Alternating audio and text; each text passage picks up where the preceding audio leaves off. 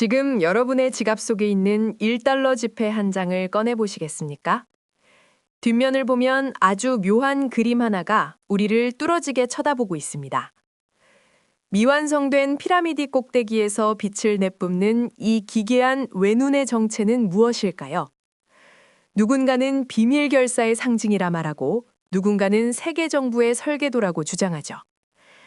하지만 진짜 무서운 비밀은 이 그림보다 종이를 발행하는 주체에 숨겨져 있습니다. 피라미드 바닥을 자세히 보면 1776이라는 숫자가 로마자로 새겨져 있습니다. 미국의 독립선언 연도이기도 하지만 이 피라미드는 여전히 13층에 멈춰 있죠. 그 위에는 아누잇 코에프티스, 즉 그는 우리의 시작을 승인했다는 문구가 있고 아래에는 노부스 오르도 세클로럼, 시대의 새로운 질서라는 의미심장한 말이 적혀 있죠.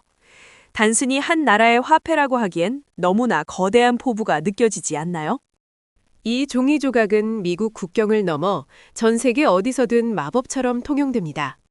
아프리카의 시장에서도 중동의 기름밭에서도 1달러는 그 가치를 의심받지 않습니다. 사람들은 이 종이를 믿고 물건을 팔며 자신의 노동력을 제공하고 저축을 하죠. 하지만 여러분은 이 달러가 누구에 의해 어떻게 만들어지는지 아십니까? 대부분은 미국 정부가 발행한다고 믿지만 진실은 그보다 훨씬 더 복잡하고 은밀합니다. 그 중심에 바로 미 연방제비제도, 줄여서 연준이라 불리는 페드가 있습니다. 세계 경제의 대통령이라 불리는 연준 의장의 말 한마디에 지구촌 주식시장이 요동칩니다. 그런데 이 강력한 기관이 국가기관이 아닌 일종의 민간 법인에 가깝다는 사실을 아시나요? 정부로부터 독립되어 돈을 찍어내는 권한을 가진 이 기묘한 조직은 대체 어떻게 태어난 걸까요? 그 시작을 알기 위해 우리는 100여 년 전 어느 추운 겨울밤의 비밀 회동으로 가야 합니다. 1910년 11월, 뉴저지의 한 기차역에 미국 최고의 부호들이 하나둘 모여들었습니다. 그들은 서로를 가명으로 부르며 기자들의 눈을 피해 비밀 기차에 올랐죠. 목적지는 조지아주의 외딴 섬, 지킬섬. 표면적인 이유는 오리 사냥 여행이었습니다. 하지만 그들의 가방 속에는 총 대신 세계를 뒤바꿀 새로운 금융 설계도가 있었습니다. 당시 미국 금융자산의 4분의 1을 움직이던 거물들이 그 섬에서 9일 동안 무엇을 했을까요? 참석자들의 명단은 화려하기 그지없었습니다. 넬슨 올드리치 상원의원부터 록펠러의 대리인까지, 심지어 JP 모건의 오른팔이라 불리는 월스트리트의 핵심 인물들도 함께했습니다. 그들은 정부의 간섭 없이 자신들이 직접 화폐를 통제할 수 있는 시스템을 구상했습니다. 공황이 닥칠 때마다 은행을 구제해줄 최종 대부자로서의 중앙은행을 원했던 거죠. 국가의 공적기관이라는 탈을 썼지만 실질적 운영권은 민간 은행가들이 쥐는 구조였습니다. 초창기의 달러는 언제든지 은행에 가져가면 정해진 양의 금으로 바꿔주는 보관증이었습니다. 금이라는 실물 가치가 달러를 지탱하고 있었기에 연준도 마음대로 돈을 찍어낼 수는 없었죠. 하지만 1971년 닉슨 대통령은 역사적인 선언을 합니다. 더 이상 달러를 금으로 바꿔주지 않겠다고 말이죠.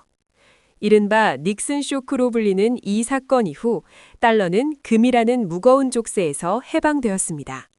이제 달러의 가치는 금이 아니라 오로지 미국이라는 국가에 대한 신뢰로 결정됩니다.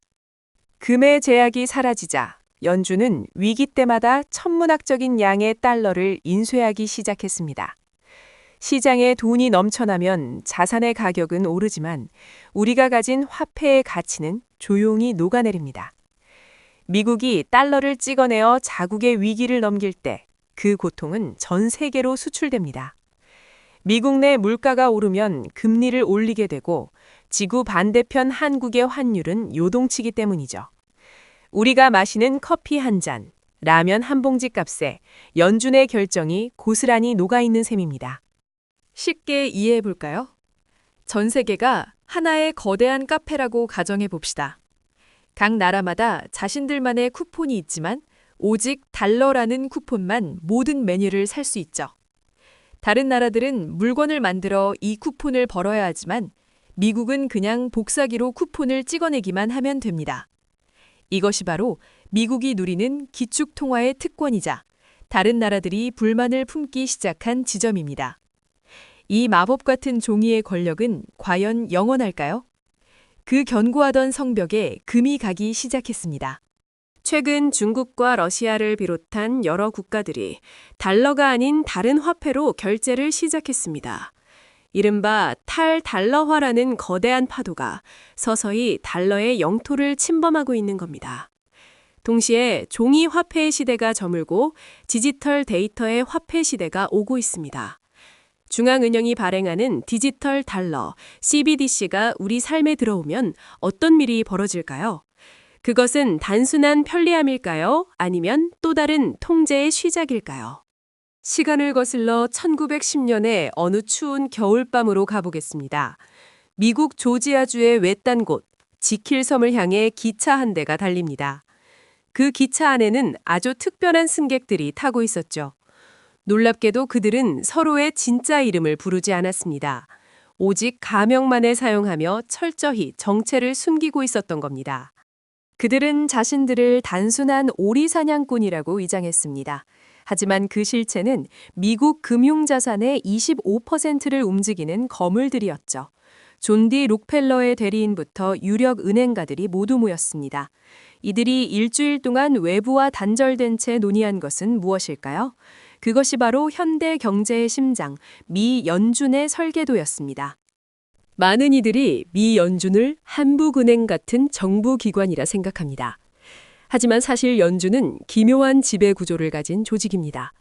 미국 정부로부터 독립된 12개의 민간 연방준비은행으로 구성되죠. 즉, 주식을 발행하고 배당을 주는 민간 법인의 성격을 띱니다. 국가의 돈을 찍어내는 권한을 민간의 영역에 둔 셈입니다. 초기의 달러는 지금처럼 무한정 찍어낼 수 있는 종이가 아니었습니다. 금고에 보관된 금의 양만큼만 화폐를 발행하는 금본위제였죠. 달러를 가져가면 언제든 실제 금으로 바꿔주겠다는 약속이었습니다. 이 약속 덕분에 달러는 전 세계적인 신뢰를 얻을 수 있었습니다. 하지만 미국은 곧 이 거추장스러운 금의 사슬을 끊고 싶어 했습니다. 1944년 전쟁의 포화가 잦아들 무렵 전 세계 대표들이 모였습니다. 새로운 세계 경제 질서를 만들기 위한 브레턴 우즈 협정이었죠. 여기서 달러는 유일하게 금과 연결된 기준 통화로 선포됩니다. 다른 나라 돈들은 달러의 가치를 고정해야만 했습니다. 이때부터 달러는 지구상의 모든 돈 위에 군림하는 왕이 되었습니다. 하지만 1971년 전 세계를 경악하게 만든 사건이 터집니다. 닉슨 대통령이 더 이상 달러를 금으로 바꿔주지 않겠다고 선언한 거죠. 이른바 닉슨 쇼크, 어마어마한 배신이자 새로운 시대의 시작이었습니다. 이제 달러는 금이라는 실물 뒷받침이 없는 순수한 종이가 되었습니다. 오직 미국 정부의 신용 하나로 버티는 시스템이 된 겁니다. 금과의 연결이 끊겼는데도 왜 달러는 여전히 강력할까요? 미국은 영리하게도 달러를 석유와 묶어버렸기 때문입니다. 전 세계 모든 나라가 석유를 사려면 반드시 달러가 필요하게 만들었죠. 이것이 바로 달러 패권을 지탱하는 기둥, 페트로달러 체제입니다. 이제 달러는 종이를 넘어 전 세계 에너지의 열쇠가 되었습니다. 이해하기 쉽게 비유해 볼까요? 전 세계가 하나의 거대한 카페라면 달러는 이 카페에서만 통용되는 유일한 쿠폰과 같습니다. 카페 주인인 미국은 이 쿠폰을 얼마든지 찍어낼 수 있지만 다른 나라들은 물건을 팔아서 이 쿠폰을 벌어와야만 하죠. 미국이 쿠폰을 너무 많이 찍으면 쿠폰의 가치는 떨어지게 됩니다. 미국이 금리를 올리거나 돈을 풀면 그 여파는 전 세계로 퍼집니다. 달러 가치가 오르면 한국의 환율이 치솟고 수입 물가가 뜁니다. 미국의 정책 실패로 생긴 물가 상승을 전 세계가 나눠 갖는 셈이죠. 이것을 경제학에서는 인플레이션의 수출이라고 부릅니다. 우리 지갑 속 사정이 워싱턴의 결정에 달려있는 이유입니다. 프랑스의 전 대통령 드골은 이를 터무니없는 특권이라 비난했습니다. 미국은 종이와 잉크만으로 전 세계의 진짜 자원을 사들이고 있으니까요. 하지만 이 견고해 보이던 패권에도 조금씩 균열이 가고 있습니다. 이제 세계는 더 이상 달러라는 하나의 규칙에 만족하지 않으려 합니다. 과연 달러의 독주는 언제까지 계속될 수 있을까요?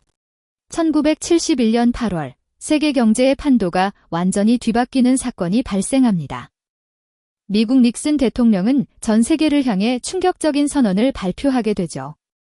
이제 더 이상 달러를 가져와도 금으로 바꿔주지 않겠습니다. 이것이 바로 현대 경제사의 대전환점, 닉슨 쇼크의 시작이었습니다. 금이라는 족쇄에서 풀려난 달러는 전혀 다른 존재로 거듭나게 됩니다. 금의 가치에 묶여있던 시절, 달러는 금만 발행될 수 있었습니다. 하지만 이제 달러는 오로지 미국의 신용에 의해서만 움직이게 되었죠. 실물이 없는 종이 조각이 전 세계의 가치 기준이 된 것입니다. 이를 우리는 법정 화폐, 즉 피아트머니라고 부릅니다. 이제 연준은 이론적으로 무한한 달러를 찍어낼 힘을 얻게 된 셈입니다. 전 세계는 왜 이 종이 조각을 여전히 신뢰하며 사용하고 있을까요? 무역을 하려면 반드시 달러가 필요한 시스템이 구축되었기 때문입니다. 기름을 살 때도, 반도체를 살 때도 달러는 선택이 아닌 필수였습니다. 전 세계 외환 보유고의 절반 이상이 달러로 채워지기 시작했습니다. 달러는 명실상부한 지구의 기축통화로 자리 잡게 됩니다. 이 상황을 아주 쉽게 비유해 볼까요? 전 세계가 하나의 거대한 카페라고 합시다. 손님들은 각자의 화폐를 가졌지만 카운터에서는 오직 달러 쿠폰만 받습니다. 커피를 마시고 싶은 모든 나라는 어떻게든 이 쿠폰을 구해야만 하죠. 쿠폰을 발행하는 주인인 미국은 앉아서 카페 전체를 지배하게 됩니다. 이것이 바로 달러가 가진 압도적인 결제 권력의 핵심입니다. 만약 미국이 시장에 달러를 무한정 풀면 어떤 일이 벌어질까요? 전 세계에 퍼져 있는 달러의 가치는 자연스럽게 떨어지게 됩니다. 미국 내 물가 상승의 고통은 달러를 쓰는 전 세계로 분산되죠. 학자들은 이를 가리켜 바로 인플레이션의 수출이라고 부릅니다. 다른 나라들은 앉아서 자국 화폐의 가치가 하락하는 것을 지켜봐야 합니다. 이 먼 나라 이야기는 지금 우리 장바구니 물가에 직접 영향을 줍니다. 환율이 오르면 수입하는 밀가루와 기름값이 줄줄이 인상되기 때문이죠. 미국 연준이 금리를 올릴 때마다 한국의 라면값이 들썩이는 이유입니다. 우리는 원화를 쓰지만 사실상 달러의 영향권 아래 살고 있는 셈이죠. 내 지갑 속 돈의 가치가 태평양 건너 결정되는 아이러니입니다. 미국은 막대한 적자를 내면서도 어떻게 풍요로운 소비를 유지할까요? 종이만 찍어내면 전 세계의 실물 자원을 가져올 수 있는 특권 덕분입니다. 미국의 빚은 전 세계가 나눠 가진 거대한 채권의 형태로 존재합니다. 하지만 이 부채의 바벨탑이 언제까지나 버틸 수 있을까요? 무한한 발행권이라는 마법 뒤에는 서서히 균열이 생기기 시작했습니다. 달러 패권을 지탱하는 가장 강력한 기둥은 바로 검은 황금, 석유입니다. 미국은 사우디와 손을 잡고 석유 결제는 오직 달러로만 하게 했죠.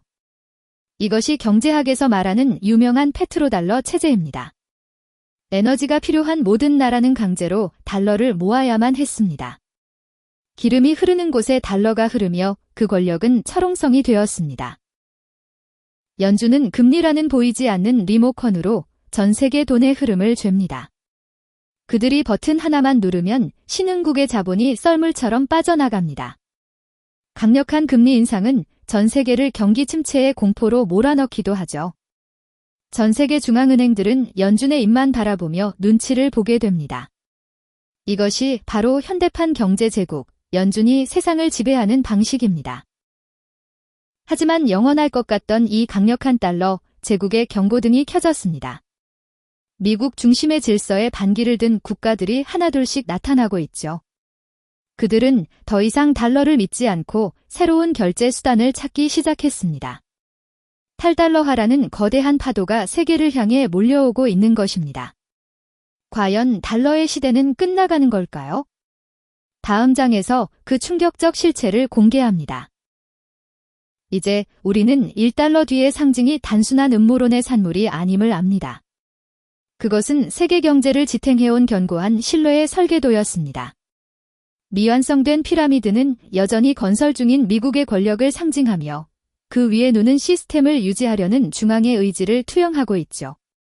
하지만 이 설계도는 지금 커다란 수정을 앞두고 있습니다. 지킬 섬의 비밀 회동에서 탄생한 연주는 100년 넘게 세계를 지배했습니다. 정부조차 간섭하기 힘든 이 민간 은행의 권력은 막강했습니다. 그들이 찍어낸 종이 한 장에 전 세계의 물가가 춤을 추고 국가 간의 부의 순위가 결정되는 시대가 지속되어 왔죠. 이것이 바로 달러가 누려온 기축통화의 특권이었습니다. 그러나 이제 세계는 미국이 수출하는 인플레이션에 지치기 시작했습니다. 브릭스를 중심으로 한 탈달러화의 움직임은 더 이상 구호가 아닙니다. 자국 통화로 결제하고 금을 매집하며 달러로부터 독립을 꿈꾸고 있죠. 우리가 믿어온 달러 중심의 질서가 뿌리째 흔들리고 있는 겁니다. 이것은 단순한 경제 현상을 넘어 패러다임의 전환입니다. 그 변화의 끝에 서 있는 것이 바로 디지털 달러, CBDC입니다. 편리함이라는 가면 뒤에는 모든 소비를 추적하는 눈이 숨어 있을지 모릅니다. 발행의 권력이 이제는 개인의 행동을 제약하는 통제의 권력으로 진화합니다. 1달러의 전시안이 이제 우리 손안의 액정 속으로 들어오는 셈입니다. 우리는 더 투명해진, 하지만 더 억압적인 금융 시스템을 마주하고 있습니다. 화폐의 형태가 종이에서 데이터로 변해도 변치 않는 본질이 있습니다. 그것은 바로 가치의 저장과 사람들 사이의 신뢰입니다. 신뢰를 잃은 화폐는 아무리 정교한 기술을 써도 결국 종이 조각이 됩니다. 달러의 역사는 바로 이 신뢰를 지키기 위한 처절한 싸움의 역사였습니다. 앞으로의 미래 역시 누가 더 견고한 신뢰를 구축하느냐에 달렸죠. 그렇다면 이 거대한 변화의 파도 속에서 우리는 무엇을 해야 할까요? 맹목적인 믿음보다는 냉철한 의심과 다각도의 분석이 필요합니다. 달러뿐만 아니라 실물 자산, 그리고 새로운 디지털 자산에 눈을 뜨십시오. 게임의 규칙이 바뀔 때 가장 먼저 적응하는 자가 불을 지켜냅니다. 지식은 다가올 경제적 폭풍으로부터 우리를 지켜줄 유일한 방패입니다. 오늘 우리는 1달러 속 비밀 상징에서 시작해 연준의 탄생 배경을 보았습니다. 환율이 우리의 삶을 어떻게 흔드는지, 탈달러화가 왜 중요한지도 다뤘죠. 그리고 마침내 디지털 달러가 가져올 새로운 통제의 시대까지 살펴보았습니다. 이 모든 조각을 맞추어 보니 하나의 거대한 흐름이 보이지 않으십니까? 경제는 결국 권력의 흐름이며 그 흐름의 중심에 달러가 있었습니다. 여러분은 10년 뒤에도 달러가 여전히 세계를 지배할 것이라고 생각하시나요? 아니면 비트코인이나 CBDC 같은 새로운 무언가가 그 자리를 대신할까요?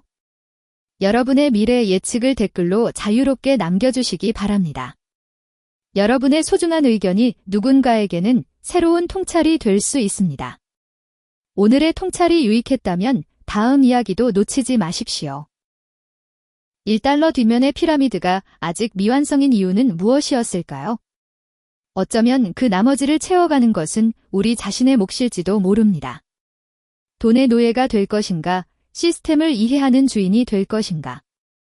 지갑 속의 1달러를 다시 한번 꺼내보며 그 답을 생각해 보시기 바랍니다.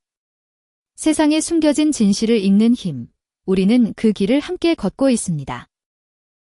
경제의 이면을 읽어내는 즐거움, 통찰의 시간은 계속됩니다. 지금까지 시청해 주셔서 감사합니다. 여러분의 경제적 자유를 응원합니다. 더 깊고 유익한 이야기로 다시 찾아뵙겠습니다. 그럼 다음 영상에서 뵙겠습니다.